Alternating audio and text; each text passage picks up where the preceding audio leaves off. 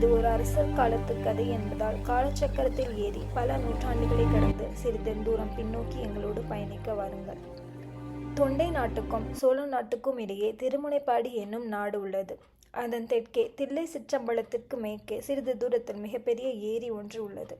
அதுதான் வீரநாராயண ஏரி. பின்னர் அப்பெயர் மருவி வீராணத்து ஏரி என்றானது. ஆடித்திங்கள் 18ஆம் நாள் முன்மாலை நேரத்தில் கடல் போல் காட்சியளித்துக் கொண்டிருந்த வீரநாராயண ஏரிக்கரை மீது வாலிப வீரர் ஒருவன் குதிரை பிரயாணம் செய்து கொண்டிருந்தான். அவன் தமிழகத்து வீர சரித்திரத்தில் புகழ்பெற்ற வானர்குலத்தை சேர்ந்தவன். அவன் பெயர் வல்லவரையன் வந்தியத்தேவன்.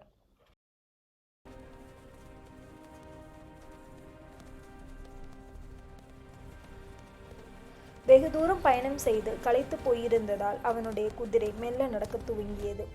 அதனை பொருட்படுத்தாமல் வீரநாராயண ஏரியின் பிரம்மாண்டமான அழகை பார்த்து அதிசயித்திருந்தான் வந்தியத்தேவன். ஆடிப்பெருக்கன்று சோழ நாட்டு நதிகளும் அதிலிருந்து தண்ணீர் பெறும் ஏரிகளும் முழுவதுமாக நிரம்பி போவது வழக்கம்.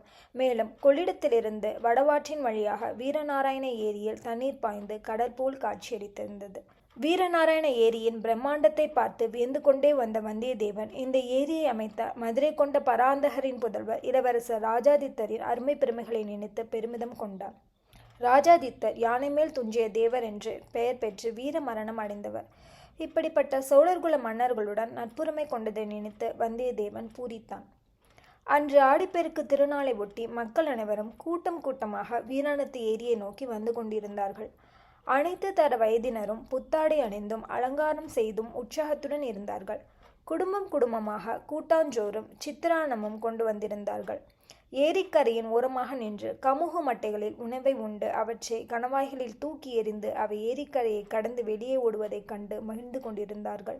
இத்தகைய ரம்யமான காட்சியை வந்தியத்தேவன் கண்டு களித்து அங்கேயே நின்று கொண்டிருந்தான். அங்கிருந்த பெண்கள் சிலர் நாட்டுப்புற பாடல்களை பாடத் தொடங்கினர். வடவாறு பொங்கி வருது வந்து பாருங்கள் பள்ளியரே, வெள்ளாறு விரைந்து வருது வேடிக்கை பாருங்கள் தோழியரே, காவேரி புரண்டு வருது காண வாருங்கள் பாங்கியரே. இப்படியான பாடல்களை வந்தியத்தேவன் அங்கு கேட்டுக்கொண்டிருந்தான். குதிரை மீது வெகு தூரம் வந்ததால் களைத்து போயிருந்த வந்தியத்தேவனை மூதாட்டி ஒருவர் கூட்டாஞ்சோரை முன்னழைத்தார். அப்போது அங்கிருந்த இளம்பெண்கள் சிலர் அவனின் அழகிய தோற்றத்தை கண்டு பரிகசித்து கொண்டிருந்தனர். அதனால் மூதாட்டியரின் அழைப்பை ஏற்க வந்தியத்தேவன் ஒரு கணம் சிந்தித்து கொண்டிருந்தான். அங்கே சென்றால் இளம் மங்கையர்கள் தன்னை பரிகசித்து சிரிப்பார்கள் என்று அவன் யோசித்தான். அதோடு இவ்வளவு அழகிய மங்கையர்களை ஒரே இடத்தில் காண்பது உசித்தமானது அல்ல என்றும் அவன் எண்ணினான். அங்கிருக்கும் அழகிய பெண்கள் அனைவரும் அவனது கண்களுக்கு ரம்பையாகவே தெரிந்தார்கள். அந்த நேரத்தில் வடவாற்றின் நீரோட்டத்தில் வெள்ளப்பாய்கள் விரிக்கப்பட்ட 7-8 பெரிய ஓடங்கள் மென் சிறகுகளை விரித்து கொண்டு நீரில் மிதந்து வரும் அன்னப்பட்சிகளைப் போல விரிந்து வந்து கொண்டிருந்தன. மக்கள் அனைவரும் ஓடம் வரும் திசையை நோக்கி திரும்பினார்கள். அதில் ஒரு ஓடம் முந்திக்கொண்டு விரைவாக கரையை சேர்ந்தது. அதில் கூரிய வேலுடன் வீரர்கள் பலர் இருந்தார்கள். அதில் இருந்த சில வீரர்கள் அங்கு கூடியிருந்த மக்களை விரட்டினார்கள். மக்கள் தங்களின் பொருட்களை எடுத்துக்கொண்டு அங்கிருந்து விரைந்தனர். வந்தியத்தேவனுக்கு ஒன்றும் விளங்கவில்லை.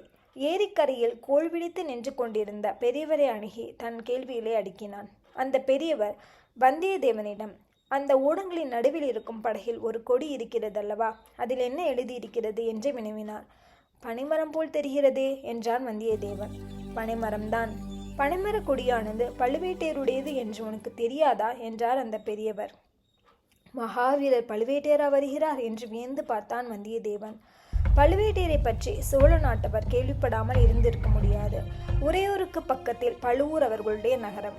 விஜயாலய சோழன் காலத்திலிருந்து அண்ணன் தம்பிகளாக பெரிய பழுவேட்டையர் சின்ன பழுவேட்டையர் என்று அவர்களுடைய குலம் வீர புகழ் பெற்றிருந்தது.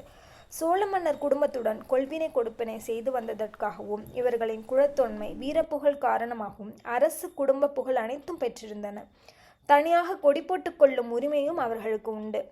பெரிய பழுவேட்டையர் சோழகுல நாட்டில் பல உன்னதமான பதவிகளை பெற்றிருந்தார். இவ்வாண்டு இவ்வளவு வரி செலுத்த வேண்டும் என்று கேட்டு பெறும் உரிமையும் அவரிடம் இருந்தது. அத்தகைய மகான் பெரிய பழுவேட்டையரை பார்க்கத்தான் வந்தியத்தேவனுக்கு அவ்வளவு ஆவல் இருந்தது. அப்போது தான் காஞ்சிபுர இளவரசர் கரிகாலன் தன்னிடம் அந்தரங்கமாக சொன்னது நினைவுக்கு வந்தது. வந்தியத்தேவா, நீ மாவீரன் மட்டுமல்லாது நல்ல புத்திசாலி என்பதையும் நான் நன்கு அறிவேன். அதனால்தான் உன்னிடம் இந்த மாபெரும் பொறுப்பை ஒப்படைக்கிறேன். நான் கொடுத்த 2 ஓலைகளில் ஒன்றை என் தந்தை மகாராஜாவிடமும் இன்னொன்றை இளைய சகோதரியிடமும் ஒப்படைக்க வேண்டும். தஞ்சையில் பெரிய பெரிய அதிகாரிகளை பற்றி ஏதேதோ கேள்விப்படுகிறேன். அதனால் நான் அனுப்பும் செய்தி யாருக்கும் தெரியக்கூடாது.